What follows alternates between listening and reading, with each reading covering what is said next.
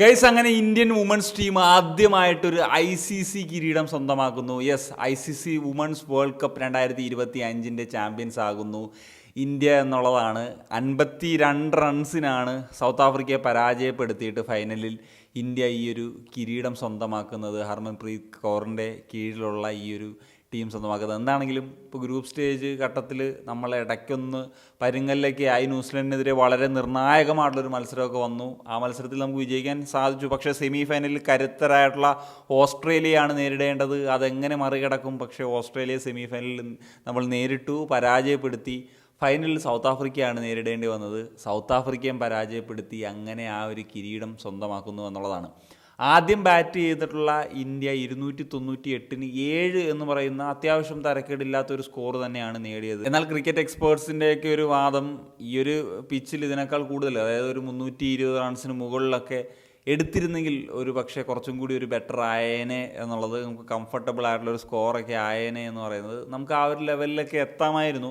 നമുക്ക് നല്ലൊരു തുടക്കം ലഭിച്ചു. പ്രത്യേകിച്ച് ആദ്യ 10 ഓവറിലൊക്കെ 6 മുകളിലൊക്കെ നമ്മുടെ ഒരു റൺ റേറ്റൊക്കെ നിന്നിട്ടുണ്ടായിരുന്നു. അപ്പം സ്മൃതി മന്ദനയും അതുപോലെ ഷെഫാലി വർമ്മയും കൂടി നല്ലൊരു കോമ്പിനേഷനാണ് ഉണ്ടാക്കിയെടുത്തത്. ഇപ്പം ആദ്യത്തെ വിക്കറ്റ് തന്നെ പോകുന്നത് 17 ഓവറൊക്കെ കഴിഞ്ഞ് ഏതാണ്ട് 104 റൺസ് എന്ന് പറയുന്ന ലെവലിൽ നിൽക്കുമ്പോഴാണ് ആദ്യത്തെ ഒരു വിക്കറ്റ് പോകുന്നത്. സ്മൃതിയുടെ വിക്കറ്റ് പോകുന്നത്. 58 പന്തിൽ 45 റൺസ് എടുത്ത്. പിന്നെ വന്നവരെല്ലാം തന്നെ കോൺട്രിബ്യൂട്ട് ചെയ്തിട്ടുണ്ടെന്നുള്ളതാണ് ഏറ്റവും പ്രധാനപ്പെട്ട ഒരു കാര്യം. ഷെഫാലി വർമ്മയാണ് ഏറ്റവും മികച്ച രീതിയിൽ പെർഫോം ചെയ്തത്. 78 പന്തിൽ 87 റൺസ്. അതുപോലെ ജെമിമ റോഡ്രിഗസ് ആണെങ്കിലും 37 പന്തിൽ 24 എടുത്തു. ഹർമൻപ്രീത് 29 പന്തിൽ 20 റൺസ് എടുത്തു. അതുപോലെ ദീപ്തി ശർമ്മയുടെ നിർണായകമായിട്ടൊരു ഇന്നിങ്സാണ്. 58 പന്തിൽ 58. അമൻജോത് കൗർ 12 റൺസ് എടുത്തു 14 പന്തിൽ നിന്ന്. അതുപോലെ റിച്ച ഘോഷ് ഒരു വെടിക്കെട്ട് തന്നെ നടത്തി. ഇതിൽ ഏറ്റവും സ്ട്രൈക്ക് റേറ്റ് ഉള്ള താരം എന്ന് പറഞ്ഞാൽ റിച്ച ഘോഷ് തന്നെയാണ്. 24 പന്തിൽ നേടിയെടുത്തത് 34 റൺസാണ്.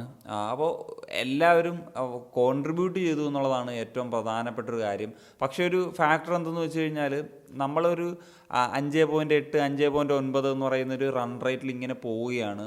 ആ ഒരു ലൈൻ ഇങ്ങനെ പോവുകയാണ്. അല്ലാണ്ട് ഇങ്ങനൊരു കയറ്റം അങ്ങനെയൊന്നും ഉണ്ടായില്ല. അപ്പോൾ അവസാനത്തെ ഓവറുകളിലാണെങ്കിൽ കൂടി ആ ഒരു തരത്തിൽ തന്നെയാണ് നമുക്ക് മുന്നോട്ട് പോകാനായിട്ട് സാധിച്ചതെന്നുള്ളതാണ്. അപ്പം അവരുടെ കാക്കയാണ് 3 വിക്കറ്റ്സുകൾ സ്വന്തമാക്കിയിട്ടുള്ളത്. രണ്ടാമത് ബാറ്റ് ചെയ്യാൻ ഇറങ്ങിയിട്ടുള്ള സൗത്ത് ആഫ്രിക്കയ്ക്ക് അത്യാവശ്യം നല്ലൊരു തുടക്കം കിട്ടിയിരുന്നു. കാരണം ഇപ്പം ആദ്യത്തെ ഓവേഴ്സ് പവർ പ്ലേസിലൊക്കെ ഒരു 6 മുകളിൽ അല്ല റൺ റേറ്റൊക്കെ മെയിൻറ്റെയിൻ ചെയ്തുകൊണ്ടാണ് കളിച്ചിട്ടുണ്ടായിരുന്നത്. 51 ആദ്യത്തെ വിക്കറ്റ് പോയി, 62 രണ്ടാമത്തെ വിക്കറ്റ് പോയി. അങ്ങനത്തെ ഒരു പരുങ്ങലിലൊക്കെ ആയിരുന്നു. എന്നാൽ ഇപ്പം ലോറയുടെ പെർഫോമൻസ് ആണ് വളരെ ക്രൂഷ്യലായത്. സെഞ്ചുറി നേടിയുള്ള ഒരു പെർഫോമൻസ്, 98 പന്തിൽ 101. അവരുടെ ഒരു ഏറ്റവും നന്നായിട്ട് പെർഫോം ചെയ്ത് ആ ഒരു തരത്തിൽ ഒരു കോൺട്രിബ്യൂഷൻ പലർക്കും കൊടുക്കാനായിട്ട് സാധിച്ചിട്ടില്ല എന്നുള്ളതാണ്. ഇപ്പം തസ്മിനാണെങ്കിൽ 23 റൺസ് എടുത്തു. പിന്നീട് ഒരു തരത്തിലെങ്കിലും ഇപ്പം ഡെർക്സൻ്റെ പെർഫോമൻസ് ആണ് പറയേണ്ടത്. 37 പന്തിൽ 35 റൺസ് എടുത്തത്. ബാക്കി എല്ലാവർക്കും ഒരു രീതിയിൽ കളിക്കാൻ പറ്റുന്നില്ലായിരുന്നു. ഇപ്പം സൗത്ത് ആഫ്രിക്ക ആദ്യം ആ റൺ റേറ്റൊക്കെ നിലനിർത്തി പോയെങ്കിലും ഈ ഇടയ്ക്കിടയ്ക്ക് പോകുന്ന വിക്കറ്റ്സുകളാണ്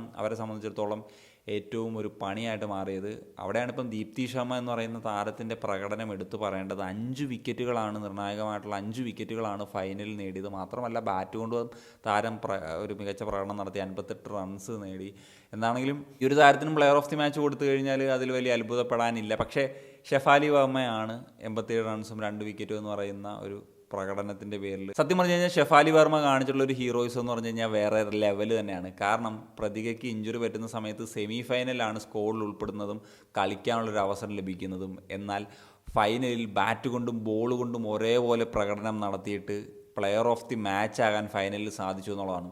ഇതല്ലേ നല്ല കട്ട ഹീറോയിസം. എന്താണെങ്കിലും ഇന്ത്യ ചാമ്പ്യൻസ് ആകുന്നു.